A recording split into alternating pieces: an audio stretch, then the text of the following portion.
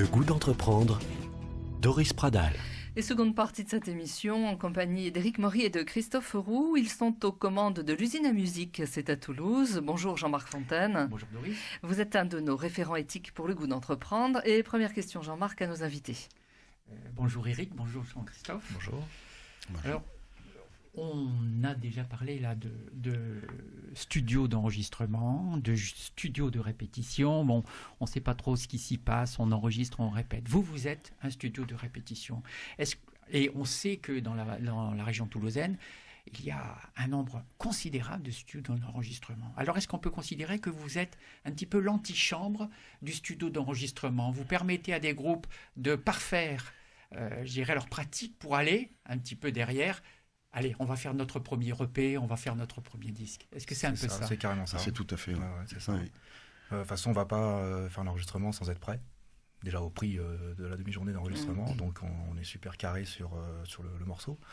Et ensuite, il faut bien le construire, il faut bien être au point. Voilà. Donc oui, il y a des heures et des heures de répétition avant d'avoir donc l'enregistrement proprement dit. Tout à fait. Et effectivement, le fait d'avoir beaucoup de salles d'enregistrement, enfin de studios d'enregistrement, montre qu'il y a une très grande demande et une très grande vivacité en termes de musical, donc à Toulouse.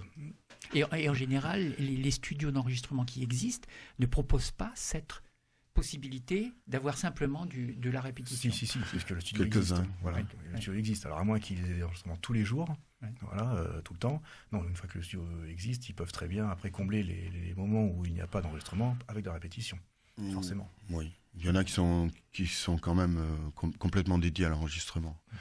C'est une activité, les studios de répétition qui vient souvent en plus de l'enregistrement, mais c'est vraiment leur activité principale. Nous, c'est l'inverse. Nous, on ne fait pas d'enregistrement. Il y a des très bons professionnels sur Toulouse. Il y a beaucoup de studios d'enregistrement pour ça. C'est pas la peine. Par contre, on a vraiment axé notre activité sur les répétitions. On a beaucoup de studios de répétition. On doit être le plus grand d'ailleurs de Toulouse, je pense. Il me semble. Avec des grands studios très équipés, comme on n'en trouve pas beaucoup, je crois, à Toulouse. Et vraiment, c'est notre objectif. C'est vraiment dans la répétition. Est-ce qu'on vous demande parfois d'avoir un conseil, bien évidemment, ou de faire venir d'autres musiciens professionnels pour accompagner ou conseiller? Des coachs, en fait. Des coachs. Il y a des groupes qui répètent avec des coachs, oui. Alors je pense au CO d'Airbus.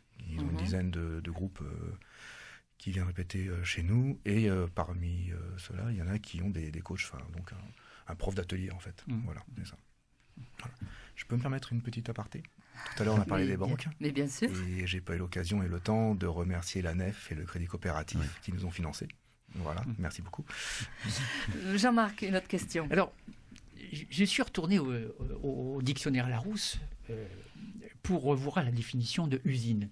Alors, on trouve dans le Larousse établissement industriel où, à l'aide de machines, s'effectue la transformation de matières premières ou semi-ouvrées en produits finis. Alors, pourquoi cette référence à une activité industrielle en choisissant l'usine à musique? Alors, on l'a un peu évoqué tout à l'heure.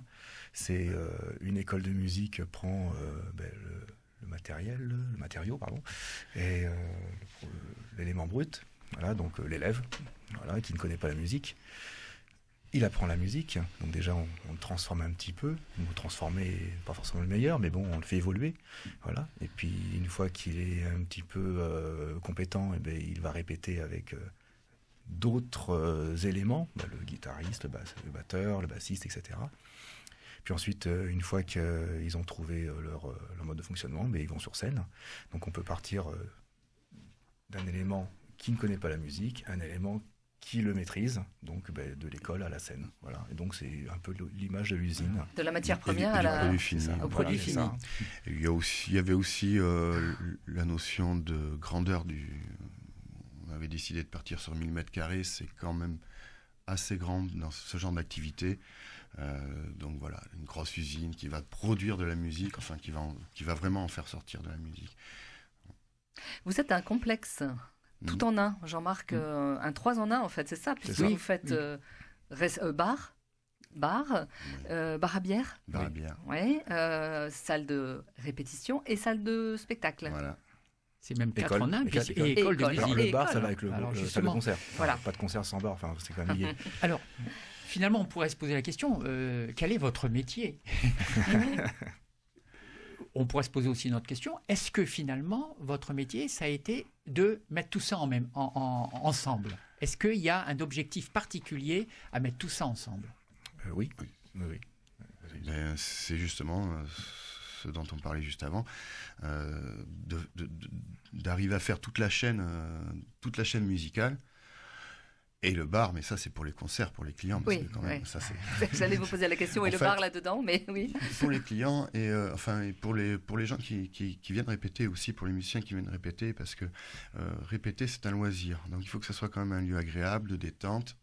Quand on fait des répétitions, souvent ils prennent, disons, à peu près 3 heures de répétition, font des pauses aussi. Donc on a installé des lieux un petit peu cosy, des canapés, des endroits où on peut se détendre, faire le point, comment on travaille, comment on va faire, voilà. Et et le bar fait partie de tout Cette ambiance, oui. Qui sont vos publics? Parce que j'imagine que le public du bar n'est pas nécessairement celui qui va au spectacle, ou celui qui répète, ou celui qui va à l'école de musique. Est-ce que finalement, le fait à un moment donné, peut-être de les mélanger, ça crée une expérience particulière pour les gens qui sont présents? Alors oui, le bar c'est un peu le point central. On arrive dans l'usine, C'est l'accueil. C'est l'accueil, voilà, c'est ça. Et après il y a les box de répétition derrière, la salle de concert à côté. Effectivement, on rentre dans le bar. Ici, il y a tous les gens qui gravitent donc dans l'usine, ceux qui vont répéter, qui font la pause, voilà, qui forcément croisent ceux qui vont jouer ou les spectateurs qui vont regarder le spectacle dans la salle de concert. Il y a un très grand nombre de fois où il y a les répétitions qui sont en même temps que le concert. Voilà. Donc les gens s'arrêtent, regardent le concert ou discutent avec les artistes. Oui, c'est un lieu de vie en fait. Ouais, c'est ça, tout simplement. Donc oui, effectivement, pour répondre à la question, les gens parlent et on a même vu des groupes émerger de ces discussions. Par exemple, on a une scène ouverte. Alors quand on fait pas de concert, on a une scène ouverte. Donc une scène ouverte, c'est pour ceux qui ne savent pas, c'est tous les gens peuvent venir jouer sur scène. Voilà, donc on l'équipe. Hein, ils ont qu'à amener leur guitare et c'est tout. Et donc des gens qui se sont découverts un soir, ont trouvé que c'était sympa, ils ont dit on va continuer l'aventure, et puis ils ont pris des heures de répétition, et puis ils sont venus jouer après. Donc vous avez un groupe. Ils ont formé un groupe, voilà ça, et puis ils sont venus jouer, faire un vrai concert après. Voilà, ça s'est passé. Donc c'est vraiment un lieu de rencontre. Voilà. Et donc vous avez l'effet, ça peut être soit de permettre à des jeunes, peut-être qui n'ont pas forcément les moyens, les ressources, à un moment donné de dire tiens, mais pourquoi pas, et ils offrent la possibilité de monter un groupe et puis de fonctionner. Est-ce que ça fait aussi un petit peu partie de ce que vous offrez finalement, des moyens relativement accessibles pour permettre à des jeunes qui n'ont pas, je dirais, les ressources, les connaissances, le réseau pour le faire? Ça, c'est la première question. Et puis la deuxième question, est-ce que vous avez le sentiment que vous permettez à des jeunes de découvrir la musique? Bonne question. En général, quand ils viennent, ils connaissent déjà un peu. Oui, en fait, on a... la tranche d'âge est assez large. Hein. Je dirais, ça va en gros de 25 à 65 pour faire une bonne moyenne. C'est très large. Il y a des gens qui font de la musique depuis très longtemps. Mais on a désiré vraiment que ce soit un lieu d'échange entre musiciens. Donc autour de ce bar, autour de toutes ces activités-là, c'est vraiment fait pour les rencontrer aussi, pour qu'ils se rencontrent entre eux, pour qu'on en discute, que ce soit vraiment un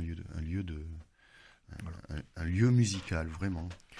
J'ai pas le sentiment que ce soit un lieu où on permette aux jeunes qui n'ont pas les moyens, parce que c'est ça, vous insistez là-dessus, oui. C'était le mot, pas les moyens, de venir, parce que quand ils viennent, ils savent déjà que ça aura un coût, tout simplement. Il y a la location des box, la bière, on ne va pas leur offrir.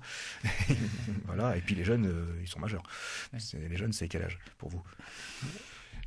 Non, oui, effectivement, des Voilà. majeurs. Mais Voilà. je pensais aussi peut-être à des jeunes ados qui qui se dit tiens, pourquoi pas moi, et puis je vais aller à l'école de musique, et puis voilà. Hein, c'est plutôt que de faire n'importe quoi, où je m'emmerde dans la journée, et tiens, il y a un truc là, je peux venir, quoi. C'est accessible, on peut y aller. Bien sûr, oui. Tout à fait, oui, bien sûr, oui. Mais alors, oui, là, j'ai compris. Pourquoi pas. Alors, vous parlez justement de coûts. Combien ça coûte pour louer un studio de répétition? Alors, c'est variable parce qu'il y a plein de tarifs, bien sûr, comme partout, etc. Mais à partir de 7,70 € de l'heure, on peut rentrer dans un studio qui fait quand même 30 mètres carrés, qui est totalement neuf et équipé, quoi. Une dizaine d'euros de l'heure. Voilà, c'est en gros, minimum, en moyenne, une dizaine suivant les heures, en fait. Ce qui reste relativement accessible. Oui, parce que c'est partagé par c'est le groupe, l'ensemble du groupe. Voilà, c'est l'heure pour le de base et ça c'est pour 2 euros l'heure, quoi. Donc, voilà. Jean-Marc, une autre question.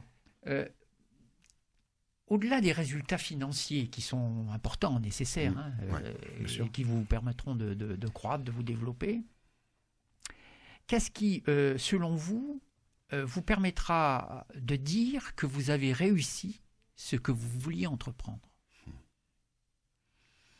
Alors moi, je dirais qu'au-delà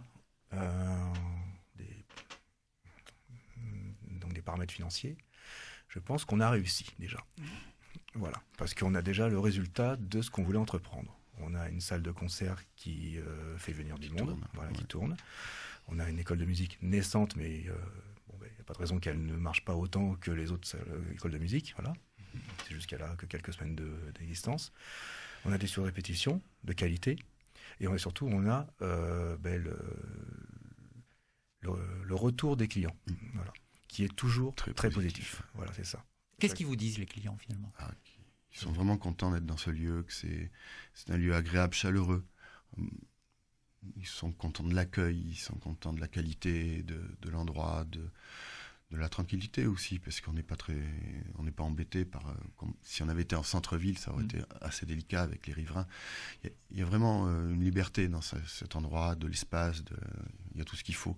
C'est un lieu convivial, quoi. On retiendra plusieurs mots, alors. Convivial, chaleureux, liberté. Oui. Ah, on peut faire ça, oui. On peut vous trouver facilement sur le net. L'usineamusique.fr. L'usineamusique.fr, très bien. Merci à tous les deux d'être venus nous parler de votre bébé. C'est ça. Et on vous souhaite longue vie aux commandes de l'usine à musique. Merci Jean-Marc. Merci beaucoup. Merci à vous de nous écouter. Écrivez-nous, c'est très simple, entreprendre@radioprésence.com.